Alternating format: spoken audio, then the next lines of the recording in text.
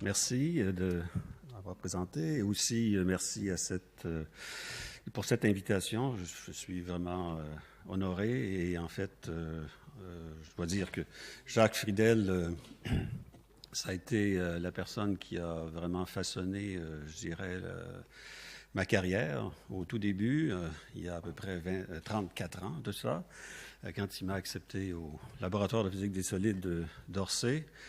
Et finalement, ça a permis en plus là, d'une certaine aussi façonner les relations entre le Québec et la France, donc qui était extrêmement, qui soutenait ça de façon très très importante. Donc, je lui ai très reconnaissant pour tout ce qu'il a fait.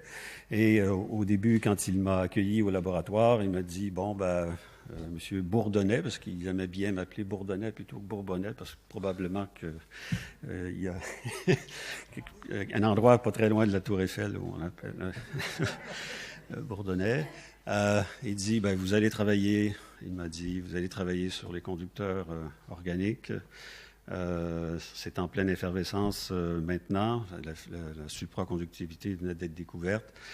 Et vous allez regarder les problèmes des corrélations et de la supraconductivité et essayer de faire quelque chose avec ça. Donc, c'était tout un programme parce que j'y travaille toujours. En fait, il y a eu énormément de contributions à tout ce parcours pendant toutes ces années. Donc, j'aimerais commencer là-dessus, vous raconter une brève histoire sur les conducteurs organiques. Surtout. Donc, je commence avec une idée qui vient des années 60 de M.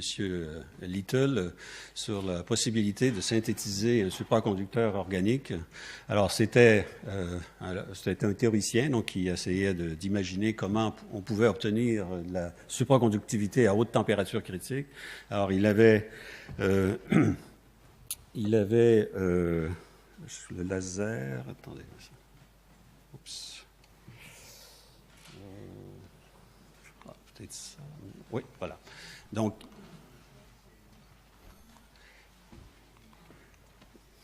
on va y arriver. Oups. On avance, OK. Alors, je perds des précieuses minutes. Je ne sais plus sur quel diapo vous étiez. Le deuxième. Voilà. Là, et le laser, c'est là. C'est là, OK. Parfait. OK, donc notre ami Bill Little de Stanford avait cette idée de dire peut-être qu'avec des conducteurs, un polymère linéaire formé de carbone et surtout d'hydrogène, si on attachait à ces carbones, à cette chaîne polymérique des chaînes organiques comme ça, qui, en fait, possédaient des excitations électroniques de haute énergie.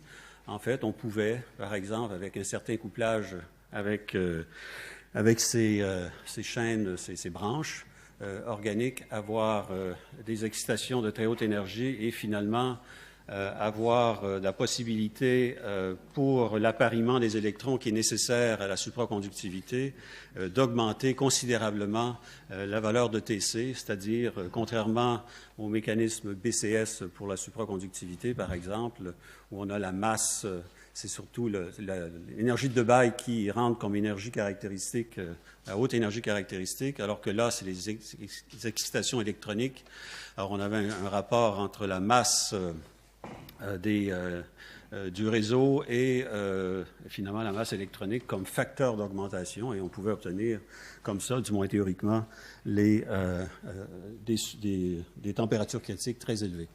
Alors, est-ce que ça a amené à cette possibilité? En fait, ça a été vraiment un article extrêmement important là, même si c'est avéré faux, parce que ce que Little avait oublié, c'était justement ce qui est lié aux ondes de densité de charge. Enfin, il existait un théorème dû à Peierls dès 1955 qui disait que... Ne vous éloignez pas des micros. Dès 1955, qui disait qu'on avait un métal unidimensionnel ne pouvait pas être stable et qu'on a tendance à former des ondes de densité de charge, et qui dit structure périodique, finalement, dans un cristal unidimensionnel, par exemple, ici, comme ce que je vous ai montré au transparent précédent, en fait, on dit ouverture de gap et donc état isolant. Alors, même ça, tout de suite après... il y a eu l'école russe qui est arrivée avec Bishkov, Gorkov et Jaruzinsky, disait finalement ça c'est pas tout à fait vrai, ni Little ni Pyers finalement ont tout à fait raison. En fait, il existait non seulement l'onde de Pyers, l'onde de densité de charge, la supraconductivité, mais ils étaient interreliés, ils étaient mélangés, pour ne pas dire intriqués, d'un point de vue de la mécanique quantique. Alors, ce qui se passait, c'est que finalement, le couplage aux phonons, parce que les phonons existent toujours dans les matériaux, devait favoriser en grande partie l'onde de densité de charge. Alors, historiquement, quand le premier conducteur organique a été synthétisé pour le premier métal vraiment stable, le TTF-TCNQ, très célèbre, finalement, qui est un système quasi unidimensionnel aussi. En fait, on observait bien l'onde de densité de charge. Donc, c'est des mesures qui ont été faites hors C, c'est-à-dire qui ont été l'observation de la distorsion du réseau due à l'installation d'une onde de densité de charge s'est fait hors C dans les années 70. Ça a commencé avec pas un supraconducteur, mais un matériau un peu inorganique comme le KCP dans le groupe de Comès, et Jean-Paul Pouget d'Orsay, finalement, aussi a contribué énormément avec des rayons X, à montrer qu'effectivement, l'instabilité de Pyers dominait dans le matériau et il n'y avait pas de supraconductivité, en fait. Alors, mais la physique unidimensionnelle, est-ce qu'elle existe finalement? C'est des systèmes 1D. En fait, oui. Il est possible de l'observer à suffisamment haute température, si je puis dire. Alors, il existe une expérience qui est très importante, qui a été très importante à Orsay là-dessus, dans le groupe de Denis Géron, c'est la relaxation nucléaire, donc la résonance magnétique nucléaire que Claude Berthier vous a introduit un petit peu auparavant. Alors, l'avantage avec cette technique, c'est qu'on mesure enfin le taux de relaxation du noyau ici, en fait, et on sait que finalement, ce taux de relaxation est proportionnel, comme c'est une sonde locale, est proportionnel en fait à ce qui se passe aux électrons qui font relaxer le spin du noyau. Et de cette manière, on a accès aux fluctuations de spin électronique sans faire de manip de neutrons. C'est une manip de neutrons bon marché qui non seulement à tous les vecteurs d'onde, parce que ici c'est la susceptibilité électronique en vecteurs d'onde et en fréquence, et aussi donc on intègre sur toutes les vecteurs d'onde, et aussi la dimensionnalité du système. Donc il est possible de calculer, et ça, donc on a fait ça dans les années 80, début des années 80, avec justement un thésard, François Creuset, qui faisait les expériences à Orsay, et aussi Pavel Svitek. Donc, on pouvait finalement extraire les effets unidimensionnels qui se manifestent sous forme de lois de puissance, en fait. Et on a un spécialiste ici, Thierry Gamarki, qui a écrit un bouquin complètement là-dessus, à une dimension. Finalement, il n'y a pas d'ordre à longue distance, et que finalement, les fonctions de corrélation décroissent algébriquement avec la distance, et ça se reflète sur les dépendances en température d'une quantité telle que le taux de relaxation, qui présente une loi de puissance due aux fluctuations antiferromagnétiques du système, et aussi même aux fluctuations uniformes. Donc, il y a des lois de puissance bien caractéristiques, et en fait, on peut calculer ces lois-là et finalement prévoir ce qui devrait se passer. Alors, quand le système devient extrêmement corrélé, finalement, il y a l'exposant critique ici qui reflète les degrés de liberté de charge du système, finalement, devient 0 et en fait, on observe à peu près de constante. Et quand on a un métal tel qu'un liquide, ce qu'on appelle un liquide quantique de Luttinger, finalement, on obtient une puissance différente, plus petite que 1. Et finalement, on a complètement une autre dépendance. Alors, dans ce labo, dans les années 80, donc on a fait des études systématiques pour ces composés quasi-unidimensionnels et pour, par exemple, les sels de Fabre. On a pu observer ces lois de puissance avec un exposant, par exemple, ici, Corot, qui était 0, qui montrait que le système était typique d'un système de Mott à une dimension.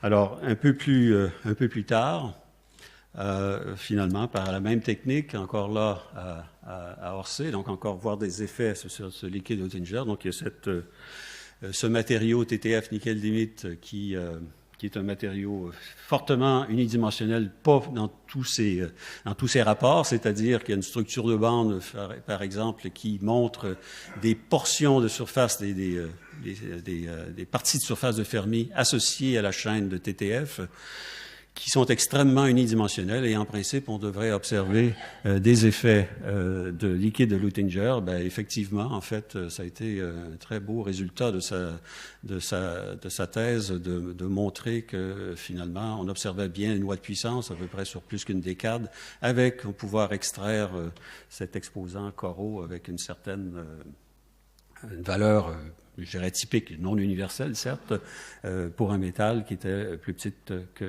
grande que 0. Donc, alors, qu'en est-il donc des sels de Bechgard, justement? Donc, il y avait possibilité également. Donc, notre organisateur Thierry, finalement, a beaucoup contribué là-dessus. Donc, il a finalement interprété certaines expériences de conductivité dynamique, conductivité optique, qui montrait effectivement des lois de puissance à haute énergie lorsque le système était dans sa phase plus unidimensionnelle et finalement pouvoir extraire toujours cette constante caractéristique du système unidimensionnel qui reflète les excitations collectives de charge dans le matériau. Donc des effets unidimensionnels. Alors je fais juste mettre sur... il y a eu finalement récemment une très belle étude également où Thierry a contribué à Grenoble, dans le groupe de Berthier, je crois, sur des échelles organiques dans lesquelles vraiment on pouvait observer aussi des effets de liquide de Luttinger et puis avoir une relation quantitative une comparaison quantitative avec les expériences. Alors, qu'en est-il de la supraconductivité? Donc, j'ai mentionné que le système a tendance à créer des ondes de densité, soit des formes de fluctuations de spin ou des ondes de densité de charge. Alors, dans la phase, notre fameux TTF-TCNQ qui présentait une phase d'onde de densité de charge vers à peu près 50 degrés à pression ambiante, ben, vous voyez que il y a une résilience assez forte à faire disparaître sa phase onde de densité de charge pour éventuellement obtenir la supraconductivité. On n'y est pas parvenu. Alors, il y avait une première étude ici en pression un postdoc de Denis Jérôme, Richard Friend, qui avait fait des manips jusqu'à peu près une trentaine de kilobars et ensuite jusqu'à 80. L'onde de densité de charge persiste et finalement on est toujours dans un état, on reste toujours dans un état isolant essentiellement. Donc vraiment le breakthrough, si je puis dire, est venu avec la chimie et la pression, c'est-à-dire on change de molécule. Alors nos amis Klaus Bechgard finalement a synthétisé dans les années 74 une molécule, le TMTSF, et pour en faire en fait les sels qui portent son nom, donc les sels de Bechgard, donc des systèmes quasi unidimensionnels encore une fois, des métaux. Alors voici la résistance en fonction de la température. Vous voyez que le système est un très bon métal jusqu'à environ 12 degrés Kelvin et pour ensuite devenir un antiferroaimant. Et la surprise c'était que contrairement à ce qu'on avait pour le TTF-TCNQ, puis pour bon nombre de prédécesseurs organiques, au lieu d'avoir une onde de densité de charge, on avait de l'antiferromagnétisme. Et ça, c'était quand même une nouveauté, c'est-à-dire un ordre à longue distance antiferromagnétique Donc, dans le groupe de Denis Jérôme, après, donc, on a appliqué la pression à ce composé et les résultats très bien connus. Donc, on obtient la supraconductivité au bout d'un TC de 12 kV à peu près, donc de TC de 0,9 degrés, c'est TC modeste. Mais ce qui est fort important ici, c'est quand on regarde le diagramme de phase qu'on avait, donc la température antiferromagnétique décroît sous pression, la supraconductivité apparaît. C'est, je pense historiquement, c'est probablement le premier dôme supraconducteur apparaître sous l'enceinte, je dirais, d'une phase isolante telle que l'antiferromagnétisme.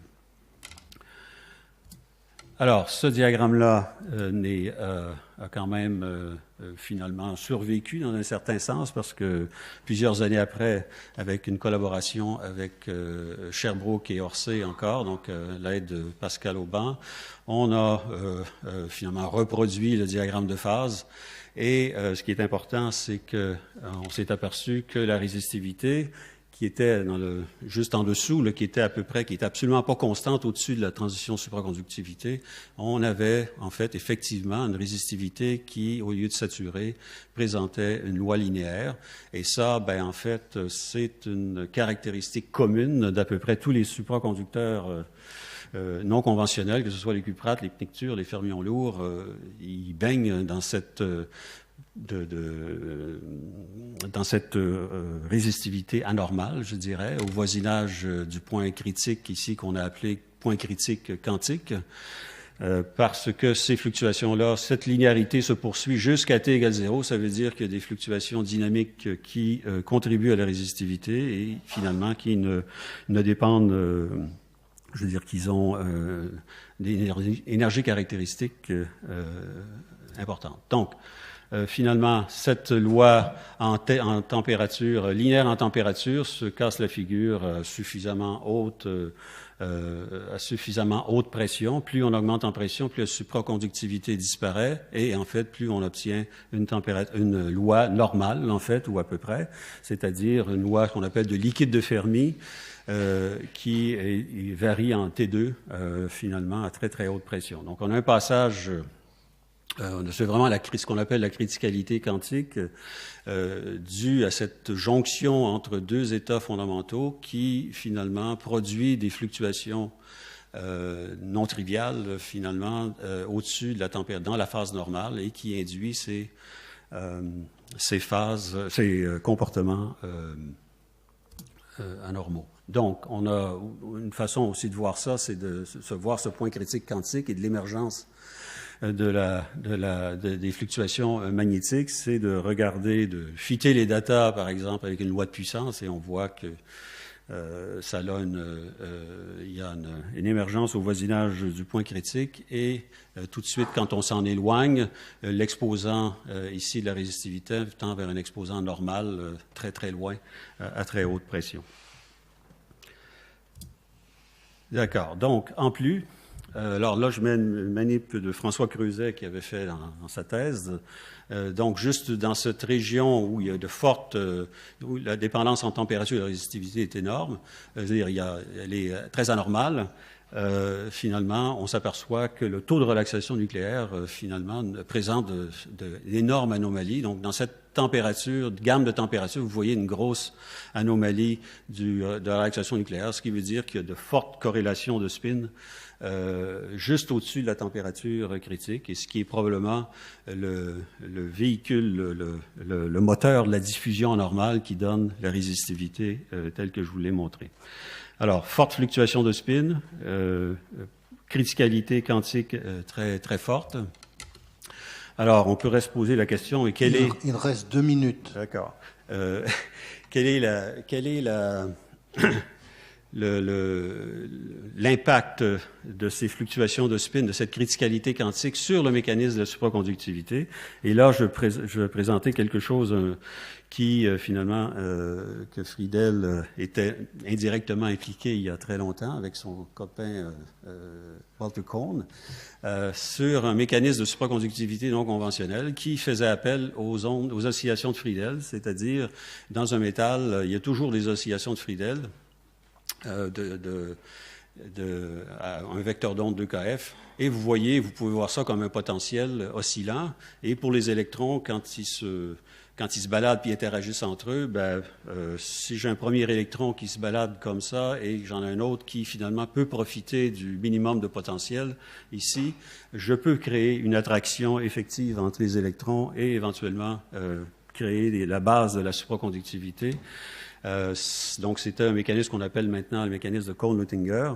Mais malheureusement, le TC, compte tenu du paramètre d'impact entre les deux électrons qui est quand même important, c'est-à-dire qu'il faut qu'ils soient éloignés pour profiter de la région attractive, les TC, finalement, obtenus sont extrêmement faibles.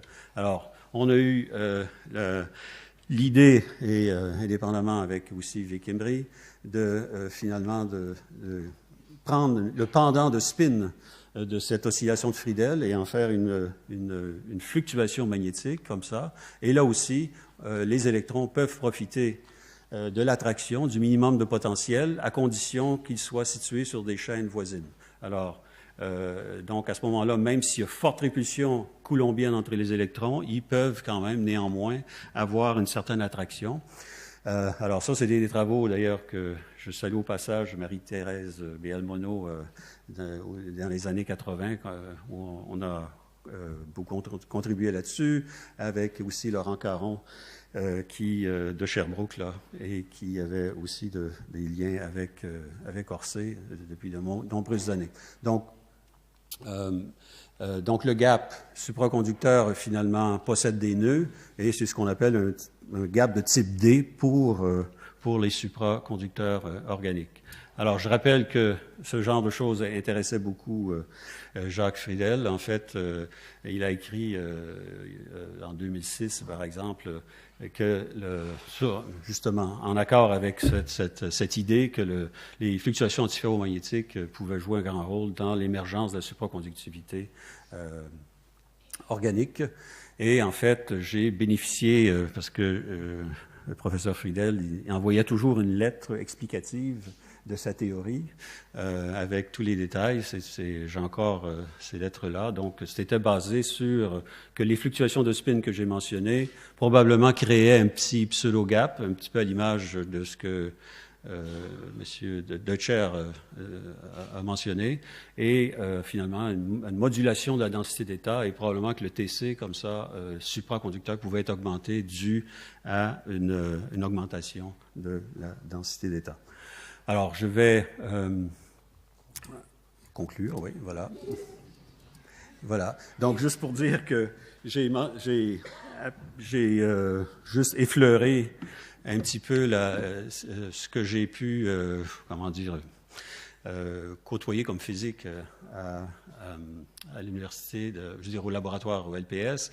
Je dois dire que j'aurais pu faire une petite histoire avec toutes sortes de choses, comme la tension de Payers, le liquide de Luttinger, que Thierry a beaucoup contribué avec Heinz Schulz, la conductivité de Froelich, les ondes les états les états magnétiques induits sous champ, donc beaucoup été étudiés au LPS, qui ont vraiment par Héritier, Montembeault et Lederer, et ainsi de suite. Je pourrais continuer comme ça, mais je m'arrête là.